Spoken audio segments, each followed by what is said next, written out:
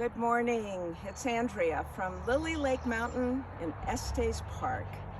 Just wanted to do a little bit of a yoga routine for you here. I kind of feel like I need it today. I need to get some more air in me. I'm feeling a little short of breath. This is called the Namaste flow.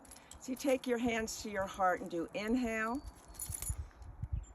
And then exhale. As your arms go in front, you carve your belly out. Inhale, reach your arms up to the sky. Exhale, let them flow down slowly. Do that 3 more times. Inhale.